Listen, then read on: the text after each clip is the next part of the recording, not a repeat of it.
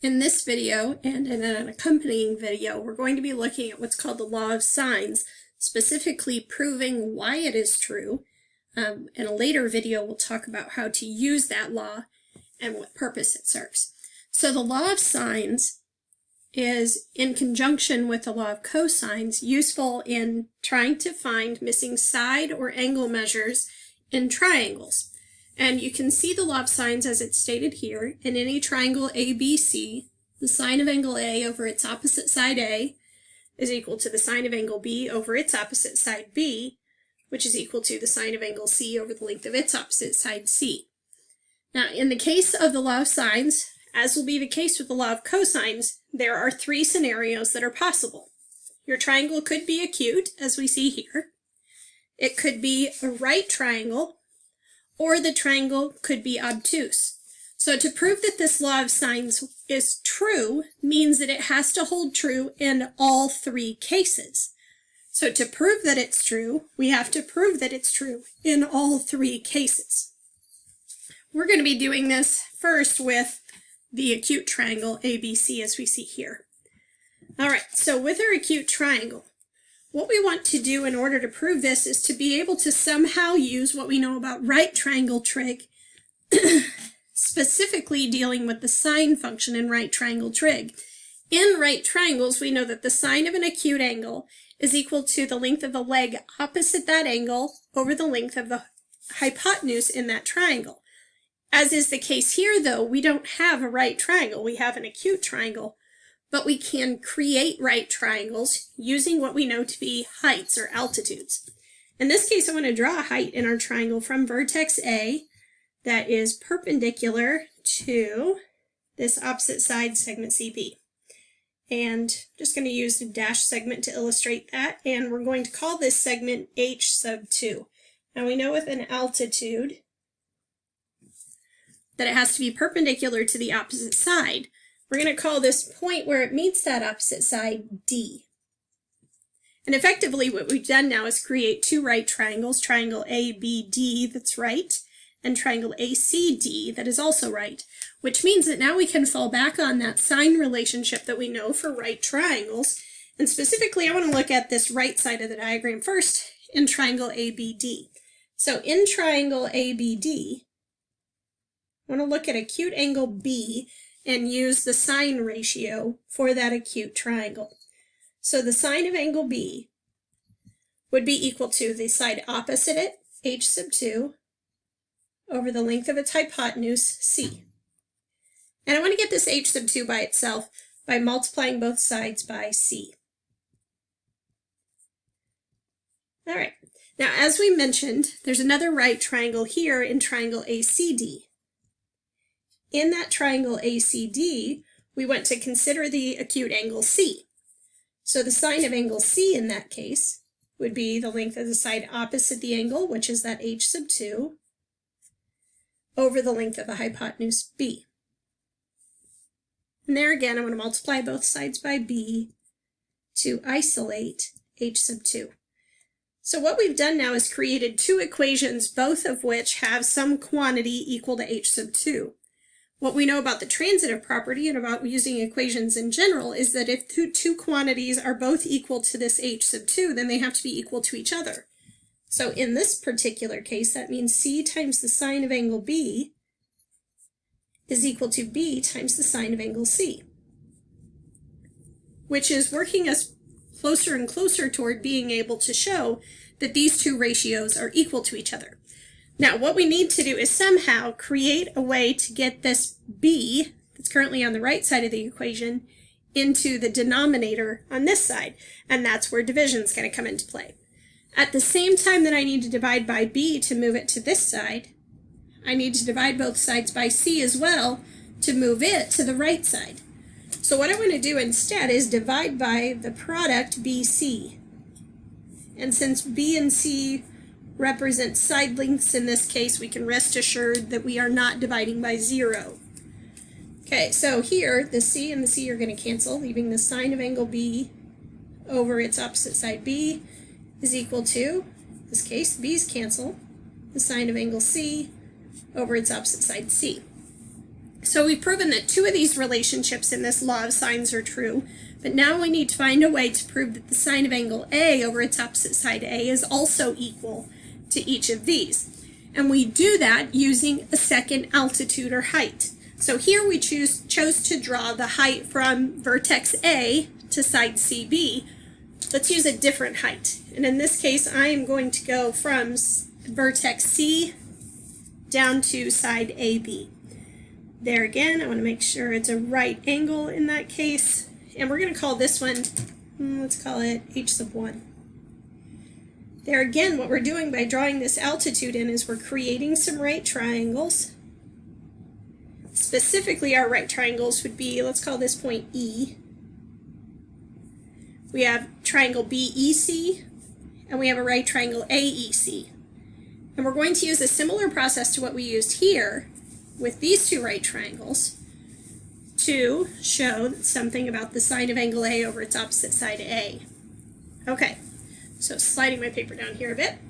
Let's examine triangle BEC first.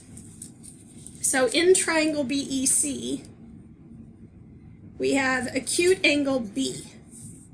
So the sine of angle B is the side opposite it, h sub 1, over the length of its hypotenuse, which is this side A that we originally had in the triangle. So there again, I'm going to multiply both sides by A to get h sub 1 by itself. We're more or less just repeating the process from above.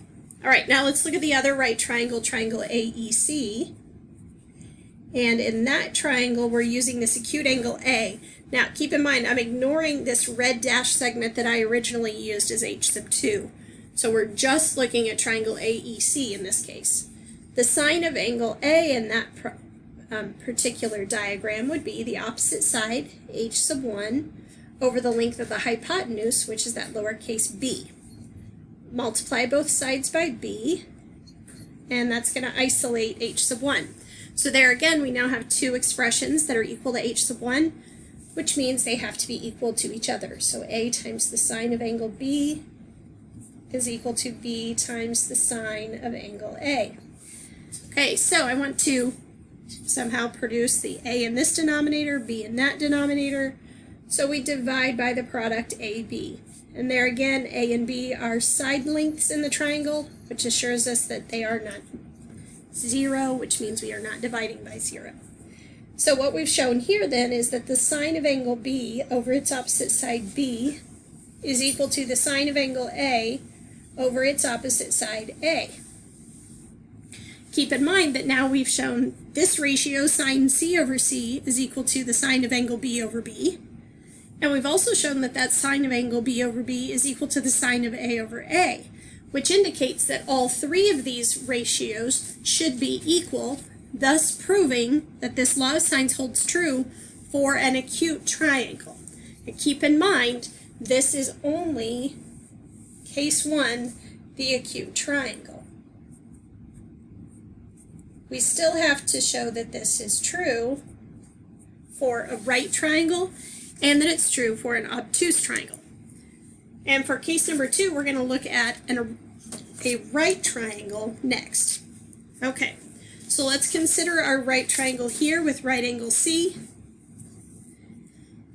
and go from there. Now, in this problem, we don't have to worry about creating the right triangles because they're already there, but we can just jump straight into, let's see, what do we know about the sine of angle A? Sine of angle A is the opposite side A over C. And the sine of angle B would be the length of its opposite side B over C. Now we can do that just fine with the acute angles, but what happens with that right angle? We don't have, in this case, if we try to do the sine of angle C, the opposite over the hypotenuse doesn't hold true because the opposite is the hypotenuse. But we know that angle C measures 90 degrees. So if we go back to what we know about the sine of 90 degrees, we know that that equals 1. So let's consider what our sine law states then. it states that the sine of angle A over its opposite side A should be equal to the sine of angle B over its opposite side B, which should in fact also be equal to the sine of angle C over C. So the way that we showed this with the acute triangle was to show through algebraic expressions and equations that the ratios were equal. In this case, what I want to do is look at what each of these ratios would be on their own and show that they are equal to each other. So if we consider the sine of angle A over A, then that means we're taking this ratio A over C and dividing it by A. Now, what I know about dividing with fractions, when you divide with fractions, you multiply by the reciprocal. So these A's would then cancel, leaving us with 1 over C. So this ratio in this right triangle simplifies to 1 over C. Let's look at the sine of angle B over B. So there we said the sine of angle B is B over C. And here we're dividing by B. There again, dividing with fractions. Fraction times the reciprocal, 1 over B. There, the B's are going to cancel, and we're left with 1 over C. So effectively now what we've shown is that the sine of angle A over A and the sine of angle B over B do in fact equal the same value, which means these two ratios are equal to each other. Now let's consider that sine of angle C over C. We said that angle C, the sine of angle C, because it's a right angle, that its sine has a value of 1. So if I have 1 over C, now we've shown that all three of these are in fact equal to the same value in this right triangle, which illustrates that this law of sines holds true for right triangles the same way that it does for acute triangles. In a separate video, we're going to look at the proof of the law of sines in the obtuse case, because that one takes a little bit more time and is a little more involved algebraically. So, see you in the next video.